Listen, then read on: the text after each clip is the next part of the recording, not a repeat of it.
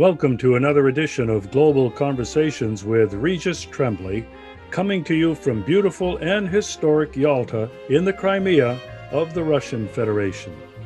Yalta is a vibrant city that energizes and inspires all who live and come here. Young and old relish this historic and beautiful place located between majestic mountains and the Black Sea. Welcome to another edition of Global Conversations. My guest tonight is Vladimir Kozin, my friend. You know him well.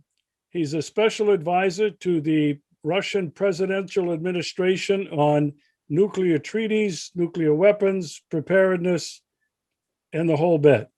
Vladimir, welcome back to the show. Well, thank you for your very kind invitation.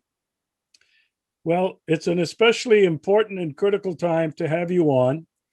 I made another interview earlier in the week with a Professor Ronald Cutbirth, who made some incredible statements about Russia's readiness, preparedness, in terms of high-tech weaponry. And I also want to talk about the S-500 and S-600 missile defense systems. I'd like you to explain that for my guests, but I want to start out with the New START treaty. From almost day one, Biden said he was going to extend it. And what does that mean, Vladimir? Is that a good sign? So, shall I begin from your first question? And then one by one. Let's begin with the New START treaty and Biden. I see. Okay. As we know, on the 3rd of February, the current year, 2021, Washington and Moscow have exchanged diplomatic notes by saying that through national legislature procedures, they have decided to extend the New START, or START 3 in Russian political vocabulary, for the next 5 years. That is exactly by February 5th, 2026. So it will be extended without any reservations, without any amendments, as it is, per se. No conditions. No conditions, no preconditions. The treaty itself and the attached protocols to the New START will be the same as they have been signed in 2010 by Russian and American presidents in the city of Prague, the Czech Republic, and then ratified the next year in 2011.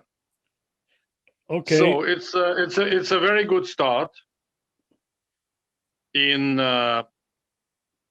observing where do we stand in the arms control and in the nuclear arms control in particular. So that's not the end of the story. That's a very good beginning. But unfortunately, that very good beginning has not developed yet into a deep-seated and a comprehensive conversations between the officials of our two nations concerning the arms control process in general terms and arms control in nuclear spheres in particular. We have not started yet. But we have to do that. What about the atmosphere for conducting such specific dialogue, which is from the very beginning was and had been very difficult, thorny, pricky, as I can use these words. Жесткий и колючий in Russian. The atmosphere for conducting such talks nowadays between Washington and Moscow is not very good. It's not favorable. We are still in a deep-seated mistrust between each other. Can we avoid this mistrust? No, we cannot. In the future as well, in the immediate or in the faraway future. But can we modify this mistrust? Can we lower down this mistrust? And on the other hand, enhance a little bit of trust between our two great nations and great nuclear powers. This we can. But like in tango or in waltz, two companions are needed. If one is waltzing or dancing rock and roll alone, it's not a proper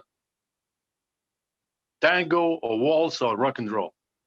It's a dance it's a soul dancer movements. So we have to move very close to each other, gradually, stage by stage, but not impose sanctions and not keep diplomatic premises of the Russian Federation in the United States. It has been captured by the previous administration headed by Donald Trump, but unfortunately, the current US head of state, Mr. Joseph Biden, has not returned all diplomatic premises of the Russian Federation, that is a property of the Russian government and the Russian state, still in the hands of the American authorities, illegally, in violation of the Vienna Convention. And economic and financial sanctions against factories, firms, companies, and private individuals in private capacity. It's not good. As far as I remember, those figures, I do not remember exactly for today, for this very moment, but sometimes earlier I have came across such figures as the United States government has already imposed different economic, financial, and other legal sanctions against 500 Russian enterprises, companies, and firms, and against 300 individuals. Probably nowadays much more than these figures officially announced, because those sanctions are coming very quickly and in a broad manner, embracing embracing more and more sectors and sections of our economy and our businessmen, etc., etc. So, Mr. Gorbachev, the ex-Soviet president, once upon a time, has suggested that Joseph Biden and Vladimir Putin, two our presidents, have to meet each other urgently to tackle urgent matters. But I don't see any preparations for such meetings. It's nice to put forward such idea. Oh, gentlemen, you have to meet, you have to talk, you have to resolve all differences, you have to find common ground. It's easy to say, but it's not easy to arrange such very important meeting. And such meetings, as I know from my diplomatic career for more than 40 years, 40 years, these kind of meetings at the highest political level should be very well prepared before they commence, before they start. Nearly a year is necessary, and the atmosphere for such meetings should be extremely favorable, friendly, and with a committing to reach positive results. Even minor, even not all, in all domains, in all sectors, minor positive steps are needed. but we haven't started yet. Regis, your next question. Well, I want to stay on this topic because I do not believe that the United States wants to improve relations with Russia. I believe that the United States, given all the appearances, I mean, actual facts, the United States continues to provoke and threaten Russia in a whole variety of ways. So I don't think, on the second point I was going to mention, is that nobody is going to let Joe Biden appear. They don't even let him appear in public now. He has not had a press conference ever since he's been president. And the rumors are flying around the United States that Joe Biden is losing it mentally. And they're afraid to put him out there in public. And so the question is, Vladimir, who do you think is in charge in America now? Yes, our mass media in the Russian Federation, I watched several TV programs today. They have also noticed these facts that Mr. Joseph Biden has not shown up with the interview or with giving explanations to the American citizens. They are waiting for such explanations and to hear the voice of their leader they have elected with a certain percentage of American votes. But unfortunately, we also saw his movements, for example, in the shop. He didn't know where to go, what to do, and give rather blurred comments what he's doing and what he's waiting for. But let's put it aside. But who is actually acting? It's a military-industrial complex, military and political chieftains. Nominally, he is vice president, but many other guys, like the head of Pentagon, Lloyd Austin, and the head of the State Department, Antony Blinken, and other officials. But unfortunately, it's very surprising to us and very alarming to us, because Mr. Joseph Biden can press nuclear button. He can use nuclear weapons unilaterally, not like the system, like using the system like in the Russian Federation. The president plus the Minister of Defense plus the head of general staff of the Russian armed forces. 3 persons have the authorized right to press nuclear button, so collective decision.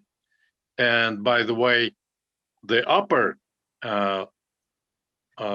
house of our parliament, Russian parliament, the Senate, will also just give advice and consent to these 3 top military and political officials in Russia, whether to press nuclear button or not. We will be very careful with using nukes, because we understand that even a limited nuclear attack can escalate an all-out nuclear war, and it will be a devastating catastrophe for the entire planet, not only for the Americans and for the Russians.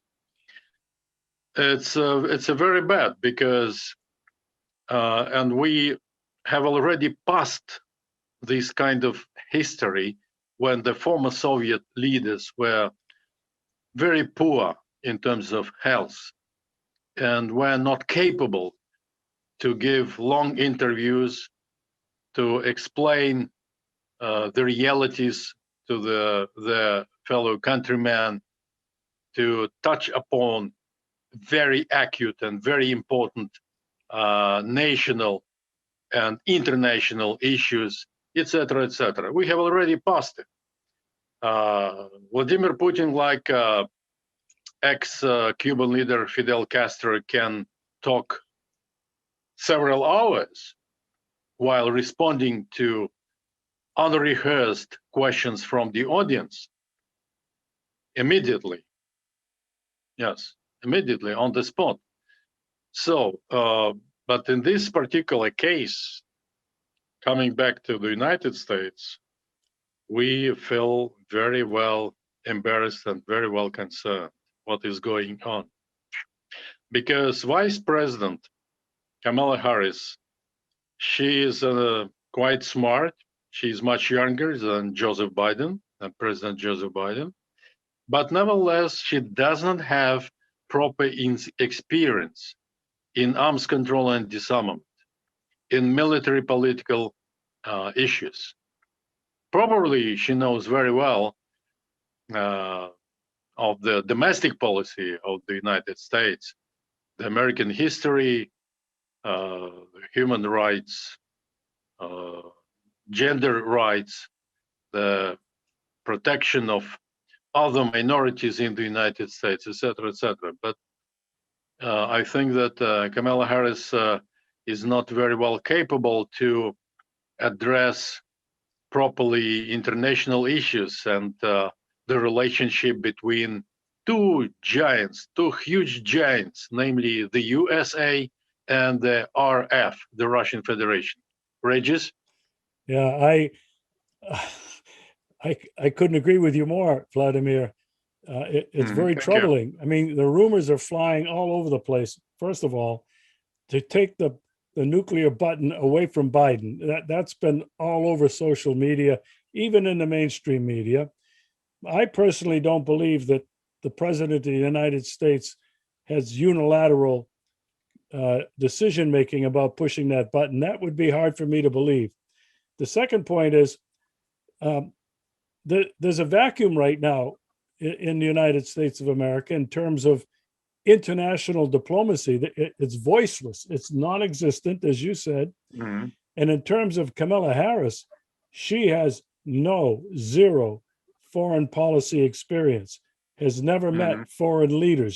She was a district attorney, I guess, or a prosecutor in California. And that's been her experience. So I can understand how it's very troubling, very disturbing for the Russian Federation, and I would think the rest of the world. And I want to shift gears now, because in terms of talking of how difficult and tenuous and critical the current situation is, I had on my show earlier this week a Dr. Ronald Cutbirth. You saw his video. He made the claim, with it seemed a great deal of experience and credibility, that Russia was 30 years ahead of the United States in terms of high-tech military weaponry, hypersonic missiles, fighter jets far superior, and advanced radar. Are you able to comment on that? Do you think that is within the realm of possibility, reality? Yes, Reджис, well, thank you very much for this very important issue, a very important question. Yes, I watched the pre-recorded statement by this renowned physicist and scientist in the United States. My comments are as simple as that. Well, first of all, it's very difficult to compare who is in the lead and what is the gap in terms of chronology, in terms of years, who is in the lead of in advancing new military technologies and who is lagging behind. The more proper the answer should be given to each specific and comparable type, comparable class of weaponry. For example, nuclear-powered submarine versus nuclear-powered submarine of the other side. It can be assessed who is in the lead, who has much better technologies. It's not very difficult to assess, but in general terms, it's very difficult to say that 30 years there is a gap in technological breakthrough in favor of Russia. As to, for example, hypersonic weapons, it is possible to figure out what is the chronological difference, chronological gap between the US hypersonic systems and those of the Russian Federation. For example, take Avangard, hypersonic, extremely very fast moving, actually warhead. It's not a missile, it's a warhead, to be popped up initially by the ICBM or intercontinental ballistic missile, and then this warhead flies independently on its own under its specific computerized program. Avangard has already been put into service. It's operational. It's now a combat capability, not amongst our just engineers or scientists. So it's in the Russian armed forces. Does America have this kind of weapon comparable with the Russian Avangard?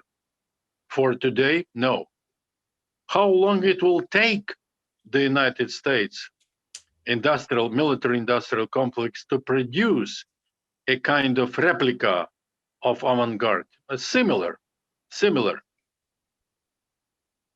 in 10 years' time, in 15 years' time, or 30 years' time, it's very difficult to guess. I can give my predicament. Predicament is not in terms of 30 years, not in terms of or after 30 years, the United States military-industrial complex will get the same system like existing Russian Avangard. But in 10 years term, yes, it's quite possible. It depends on how much money the current the next US presidential administration and Congress will allocate for such research and development and testing. How many missiles of that kind Washington or the Pentagon is going to have in the American armed forces, etc., etc. Much better resolution of this competition or this arms race between Moscow and Washington should be to debate this issue, for example, urging each other side not to produce too many things of hypersonic weapons. So limit them quantitatively, not qualitatively, but quantitatively. How much pieces we have to have in the future, and the rest of the world. But these systems are out of any arms control agreements or arms control negotiations so far. Will we tackle them or not? I don't know. But there are no signs, no just glimpses of hope that Washington and Moscow very soon shall sit together at the level of the appropriate delegations, respective delegations, and to debate this issue by using other subsequent and adjacent factors. Factors that can produce impact on the general strategic equation and strategic stability in global terms, not only between our two nations, because we are not the last two nations in the world living on our planet. We have more than 200 different states and nations living on the planet. So it's a very tremendous, a very challenging task. And we have to debate the other issue that was once upon a time mentioned by the ex-US President John F. Kennedy and other American leaders soon after, because during that time, Moscow and Washington managed to identify the sober mathematic and political formula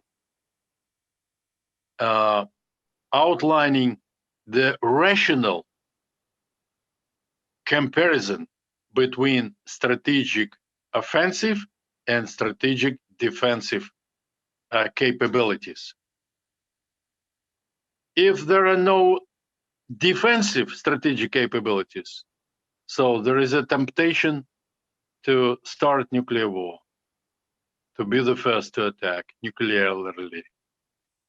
But if there are too plenty offensive weapons, nevertheless, there is also a chance to attack the other side by using specific means that will be capable to penetrate missile defense system, be it national or global, tactical or strategic, it doesn't matter. So that's why our two leaders, it doesn't matter, will they be President Vladimir Putin or President Joseph Biden or somebody else after Vladimir Putin and after Joseph Biden as the head of states, they have to debate this about this formula, about this equation, about this equilibrium, strategic equilibrium. If there is no such formula, if there is no such an equilibrium, there will be not only one and a single arms race we inherited from the last century, I mean nuclear arms race. There will be several other arms races, like missile defense arms race, like hypersonic weapons arms race, and outer space arms race. Weapons-based system in outer space arms race. But we are not so stupid to open 4 bottles with genie inside it, uncork it, and release not only 1 bottle, nuclear arms race, but releasing plus 3 or probably more bottles to give this genius with the sword of Damocles to arrange Armageddon for all of us. We are human beings, Homo sapiens.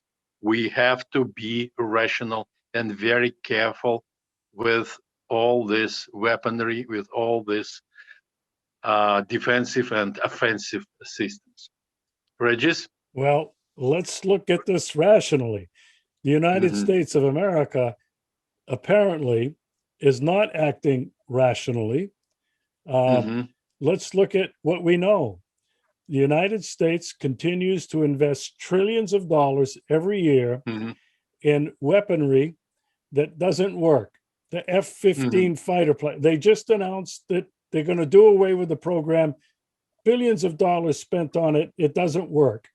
It could not compete with Russia's high-tech new jet airplanes, jet fighter planes. The Zumwalt destroyer, which was built where I used to live in Bath, Maine, and where our good friend Bruce Gagnon lives, the Zumwalt, they made 3 of them. Cost overruns were in the billions of dollars. And the first one they put out to sea, it couldn't propel itself. Something happened. Anyway, it's already outdated. It doesn't work, and they cannot afford the projectiles to shoot from this new gun. Okay, so America now is involved in a space race to put weapons in space and nuclear power in space. Trump created the Space Force. He didn't create it. The Department of Defense wanted that, I'm sure. The Air Force. So now we have this money race going on for sure. Will Russia respond? Who knows?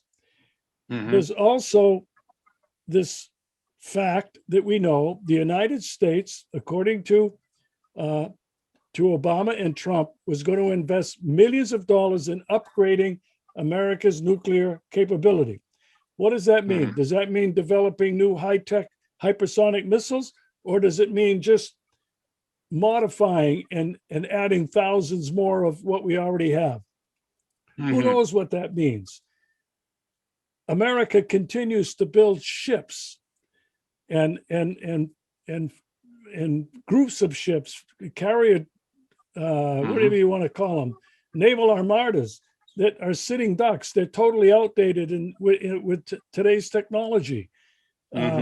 So, you know, when you look at what America is doing and continuing to fight new wars or continue old wars, sending more and more troops around the world, everywhere, spending trillions of dollars on this, any rational person is going to say, this is insanity. It's not rational. Yeah. And so I think the Russians, and I think you've stated it, you understand very clearly what the situation is, the unlikelihood for anything to improve too soon.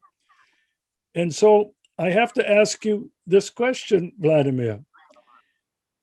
Given what Dr. Cutbirth said, that Russia has this new titanium alloy material that's in their weapons and their jets that enable it to go at incredibly high speeds and do all kinds of maneuvers that could never be done before. And given the fact that this Russian hypersonic warhead, by the way, is it multiple warheads or just one? Yes, as I've heard, it's one. It's a single warhead, one. Okay, but I think you told me before that it's possible to change course, east to west, north to south. So not only is not detectable, is not trackable. Now, the second thing that Dr. Cutbirth said was Russia's radar system, advanced warning system, is far superior to anything the United States has. So what this would mean, I assume, is that Russia could detect a launch from very, very far away, and America cannot do the same thing. Over the horizon. Over the horizon. Right. So, Vladimir, I don't know whether you want to answer this or you can. Is Russia fully and properly prepared to defend itself? Yes, Regis, 100% sure that we are able to defend our nations, and more than that, our friends and partners and allies, though limited number, but nevertheless, we are able to defend ourselves properly, and we will spend our resources very rationally without being invited to take part in various types of arms races as we have already mentioned. But we are ready because too many invaders in our long history had many attempts to conquer our steppes, forests, rivers, cities and towns, villages. We managed to wipe them out completely and destroy them, but at a very high price. Human losses, material losses. So that's why we are very well prepared. Our history has taught us a very formidable lesson. If we want to survive, try to have capabilities to defend your motherland, your fatherland, your people, your history, your assets, your culture, etc., etc., etc. But unfortunately, in this arms control process, we never imposed any new gimmicks to the United States as our opponent number one. We even waited quite a long time in persuading the American delegations and top officials not to do that, not to destroy ABM treaty, for example. And we wanted them to stay in the ABM treaty, anti-ballistic missiles treaty. But Washington refused. And that's why we had to develop a new system to penetrate defensive strategic missile defense of the United States and to capture them over the horizon with a great speed of our anti-missiles. We have to do that. So Vladimir, defensive systems, the S-500, is that not a missile defense system that it can see and track an incoming missile and destroy not only one, but multiple targets? Yes, S-600, it's a further modification of the previous model called S-500.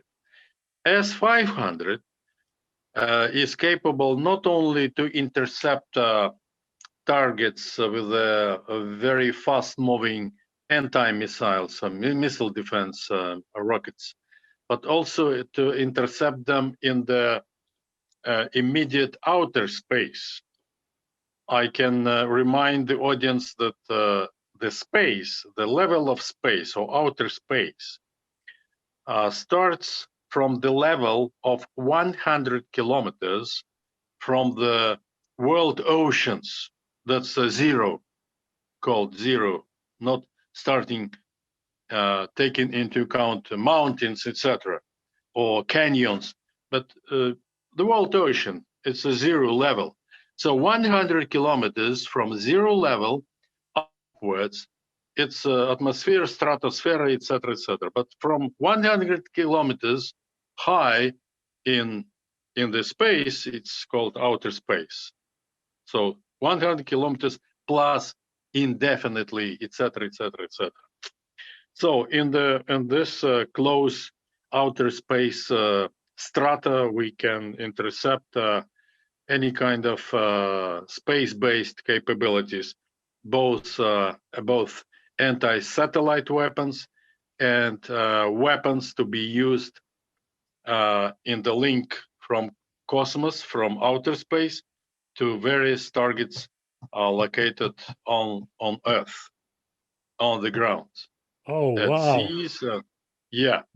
So, wow. and this kind of, and Reджis, this kind of systems, missile defense system of the Russian Federation as well as the American systems, they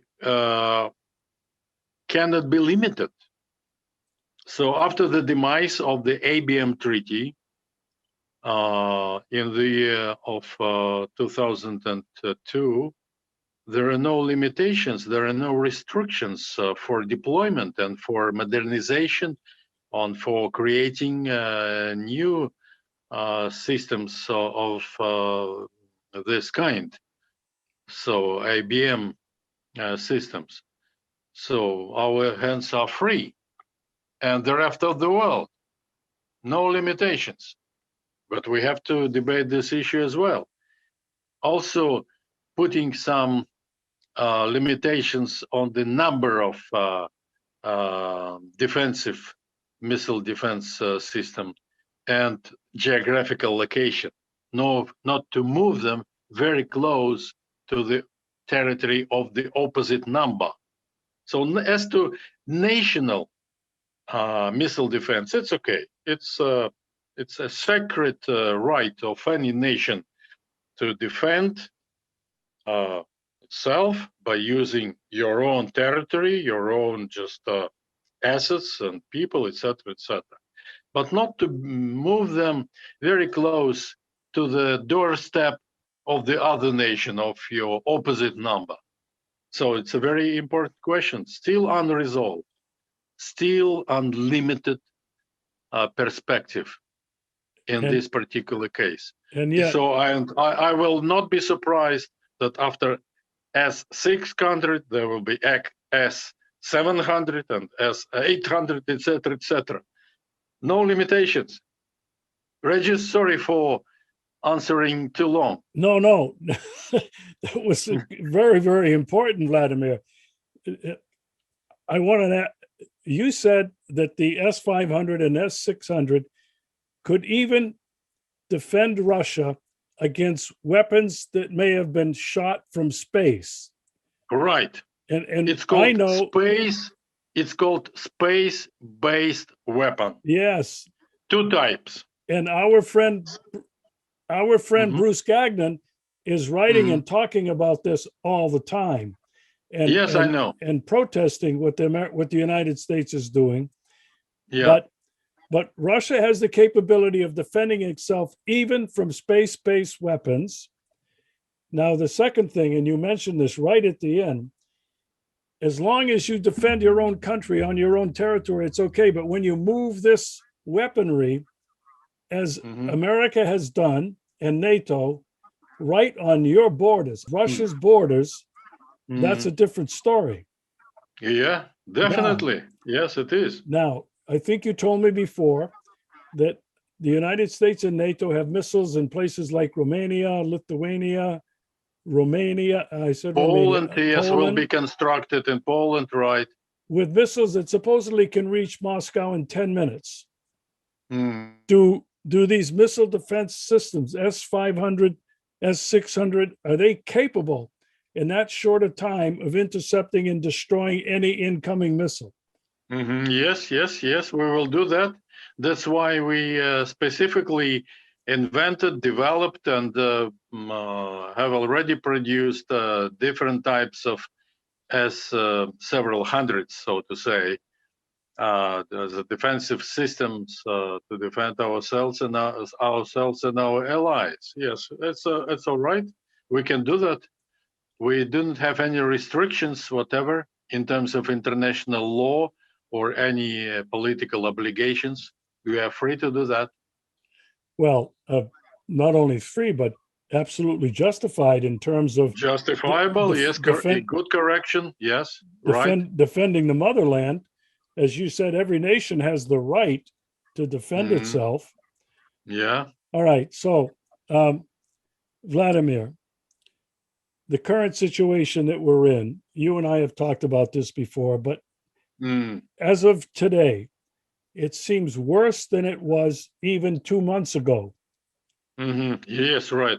Because of this vacuum that exists right now in the United States political environment.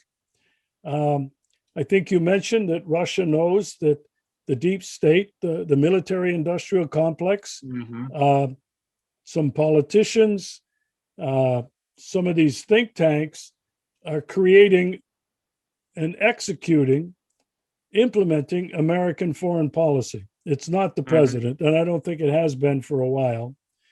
And so I think in terms of what you mentioned before, sanity, rational conversation is lacking right now and is unlikely to happen given the current environment. And I think that's very disturbing. But the point I'm glad that you made tonight and that we established, and based on what this Dr. Ronald Cutbirth had said about Russia's preparedness being much more advanced than America's. I don't care if it's 5 years, 10 years, 100 years, it's more advanced and capable not only of protecting itself, but of retaliating immediately should an incoming attack occur. And Yes, I think this is a very important point for the world to understand, to understand. Now, I have one final question. We're talking all about US and Russia, but the United States is doing the same thing to China. Yeah, correct, right. Do you have any idea, Vladimir, how technologically advanced the Chinese are in terms of high-tech military missile capability? Do you have any idea about that? I think that the current Chinese leaders, like us, are believing in the formidable national defense. And that's why they spent a certain amount of money and attain technological breakthroughs in military sphere in order not to be attacked by the United States of America, who still, even under Joseph Biden rule, still is having preemptive and preventive first nuclear strike, not only against the Russian Federation, but against the People's Republic of China. Because we, Moscow and Beijing, are enemies number one and number two for the current and for former and for the future American chieftains. It's a reality. It has been reflected in the Donald Trump's 5 military strategies, key military strategies: national defense, national security, nuclear posture review or nuclear strategy, missile defense strategy, and outer space strategy. So these 5 national strategies of the United States, of the former administration, they are still active, they are still valid. They have not been changed at all. How deep they will be changed under Joseph Biden rule, I actually cannot, I do not know, because I'm not living in the White House or nearby the White House. But my feeling is that very minor changes will be reflected if the current US President Joseph Biden will put some amendments in these 5 key national military strategies of the United States. They will be aggressive, they will be offensive in nature, and they will label the Russian Federation and the PRC, the People's Republic of China, as enemy number 1 and enemy number 2 of the United States of America. Yeah, and I don't see that changing. I have one final question. Please. I have read, and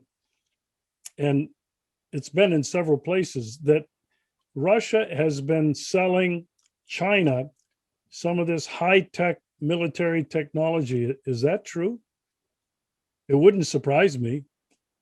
Well, I have not seen any reports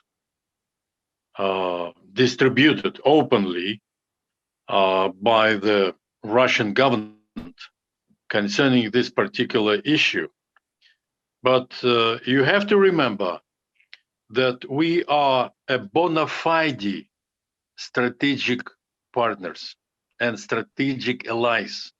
I mean, we, the Russian Federation and the People's Republic of China, not artificially stated strategic partners, as, for example, happened in 2010 at NATO summit in Lisbon, in Portugal, in the year of 2010, 11 years ago, when we labeled ourselves, the Russian Federation and all NATO member states, including the United States of America, as a NATO and Russia having strategic partnership relationship.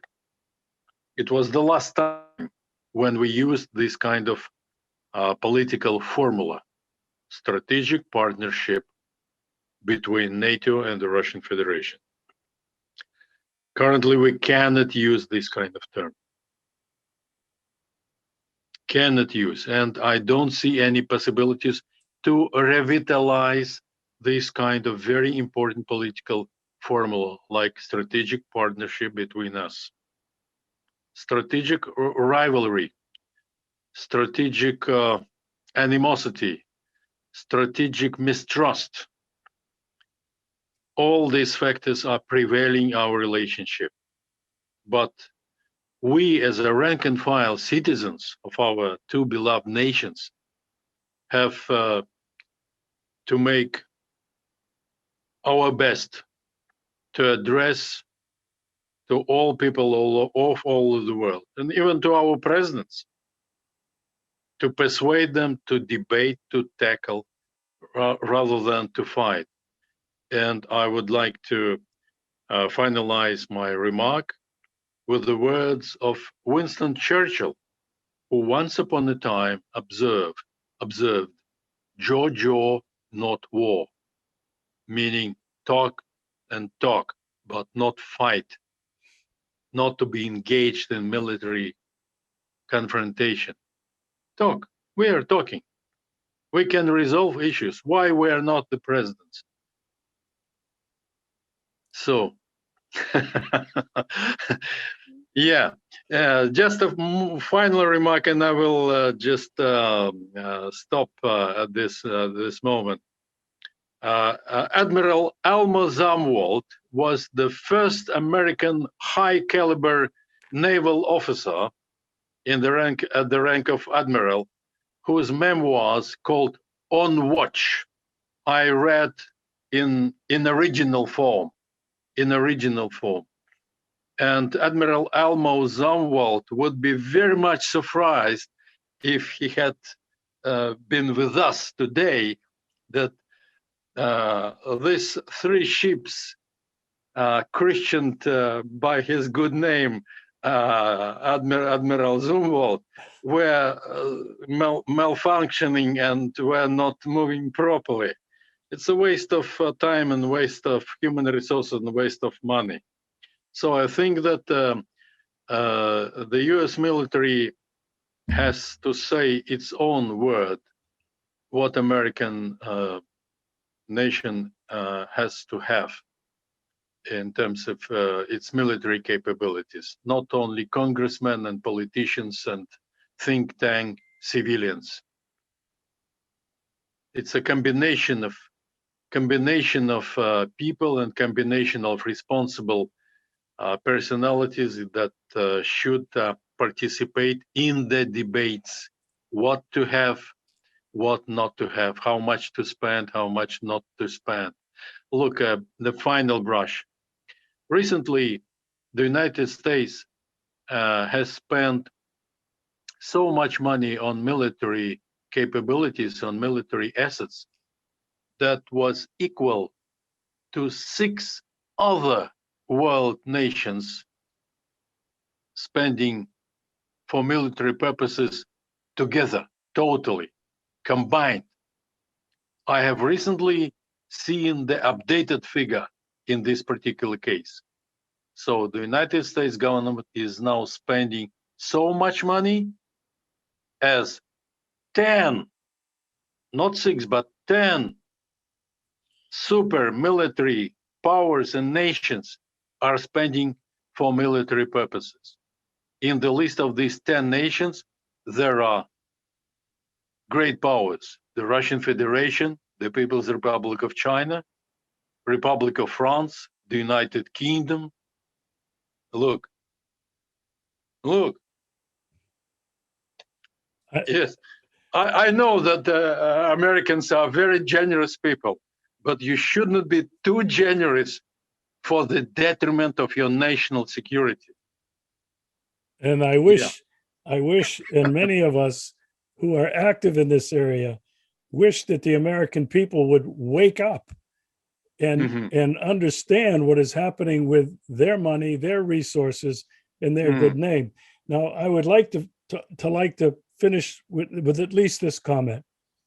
I know that some people in Russia and around the world feel that President Putin and the Russian Federation have been weak in not responding to American military threats and sanctions.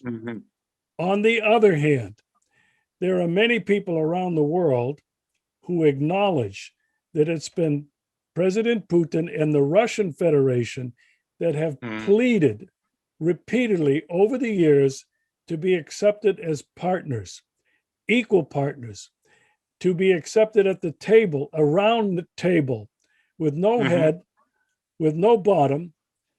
And many people around the world believe that this is what true diplomacy looks like and should look like. And I think that that's an important realization today, that it's the Russian Federation, not China, not anybody else, but the Russian Federation in the person of Vladimir Putin, who have been pleading for diplomatic conversations. And I think that is not weakness, that is great strength. Vladimir, I want to thank you so much for your insight. It's been very sobering on the one hand, very sobering to realize the situation that we're in, but incredibly hopeful. And I think to a lot of people around the world that Russia feels fully prepared to defend the motherland from any attack, no matter where it comes from. I'd like that to sink in to a lot of heads in America and around the world. Reджис, well, thank you very much indeed to you for your questions and for your natural curiosity. May I put some practical suggestion, because you have probably noticed that I am a person of practicalities, a person of practicing, moving forward practical ideas, not la la la blah blah blah. I would like to make a very short address to the President of the United States, Mr. Joseph Biden. Mr. Joseph Biden, hello, I am Vladimir Kozin, a rank and file citizen. I would like to suggest to you, Mr. President, that we have, you and me, personal video conference, because the pandemic prevents us to meet tete-a-tete, vis-a-vis, I mean, practically, but via TV camera, can we talk a little bit? Vladimir Kozin with you, Mr. President, on the arms control issues exclusively and inclusively. Thank you very much indeed.